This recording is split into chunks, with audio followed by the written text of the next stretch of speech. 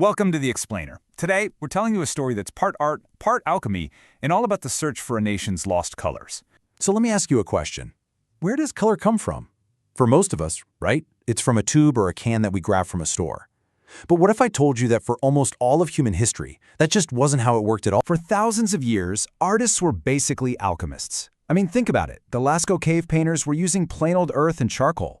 Renaissance masters like Titian and Durer, they were grinding up minerals and boiling plants to get their colors. Making the color was a fundamental part of the craft. Until 1841, when the prepackaged paint tube was invented, and almost overnight, color became a commodity. But here's the thing.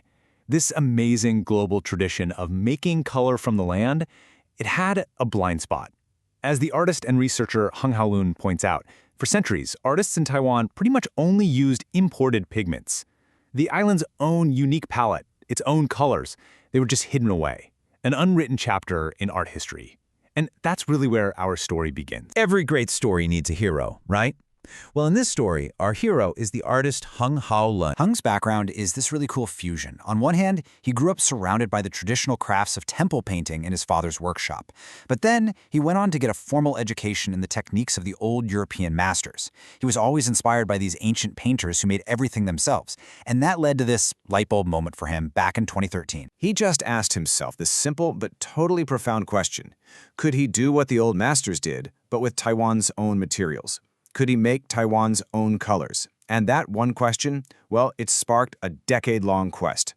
That year, he founded the Taiwan Primary Colors Program, a mission to find and create a palette that was 100% Taiwanese. So this leads to a pretty fascinating question, doesn't it? How on earth do you actually turn dirt, rocks, and plants into professional-grade art supplies? You know, the basic formula for paint is actually pretty simple. You take a pigment, that's the color powder, and you mix it with a binder, which is basically the glue that holds it all together.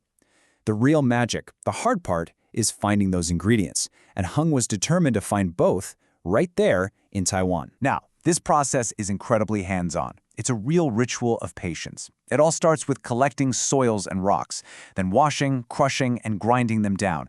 But the key step is this ancient technique called levigation, or water sieving, where you use water to separate out the absolute finest pigment particles. After all that, you dry the paste and sieve it into this beautiful, pure color powder. And the sheer variety of where he finds his colors is just amazing. I mean, he finds it everywhere, in the island's geology, from these rich red clays to black river sediments. He gets it from plants like indigo, from tiny insects, and he even makes his own ink from pine soot and charcoal from willow branches. So what's the result of over a decade of all this backbreaking work? He's created the very first comprehensive color library of Taiwan's natural materials. We're talking more than 150 unique colors, all from over 75 different local sources. Just incredible. So now, with this whole new palette literally born from the land, Hung could finally do what he set out to do in the first place: paint Taiwan with Taiwan. The material itself becomes the message. And he really went for it. To date, he's created more than 200 artworks, all using exclusively handmade Taiwanese materials. They're grouped into 7 major series, and each one tells a story about the land using the very substance of the land. And this is where the project gets really interesting. It shows a core idea of his work, that art can be this incredibly powerful tool for ecological action. It goes way beyond just painting pretty pictures of nature. Okay, check this out. It's a perfect example. Taiwan has an issue with an invasive tree, the silver-leaved poplar, which is bad for the local ecosystem. So what does Hung do? He develops a whole new process to turn this ecological threat into beautiful, textured handmade paper. His artwork, Dear King, is literally painted on paper made from the very plant that's harming the environment. He turns a negative into a positive. But for Hung, creating the art wasn't the end of the journey, not even close. The final, crucial part is about sharing the knowledge, passing on the elixir of this process to the whole community. And his impact has been huge. Over the last decade, he has just been tireless, holding more than 160 workshops and lectures and being part of over 140 exhibitions. He's pulling back the curtain on the whole process and inspiring a whole new generation to look at their own environment in a completely different way. You see, what he's actually doing is creating a whole new model. It's a huge shift from the old way of just buying materials off a shelf.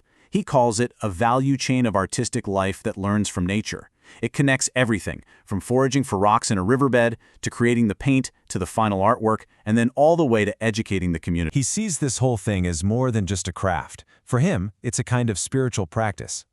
As he puts it, the process of creating materials is a process of coexisting with nature, following its rhythm. That's a kind of cultivation. It's a way to slow down, to reconnect with the world in a way he feels many modern artists have lost. And at its heart, this whole project is about looking back, reconnecting with a lost history in order to build a completely new future. And this, to me, is what's absolutely incredible. Hung isn't just finding local colors. He's proving that they are world-class. He uses Taiwanese indigo to recreate the legendary Maya blue. He's bringing back the use of lac bug red, a pigment that was prized by Renaissance painters like Titian. He's using local earth just like the Italian masters used their famous sienna and umber soils. He's basically proving that the potential was right here, under their feet the whole time. And this might be the real gift of his journey. In his own words, the feeling of condensing the earth into art is something ordinary painters can't experience. It's not just about the final product hanging on a wall.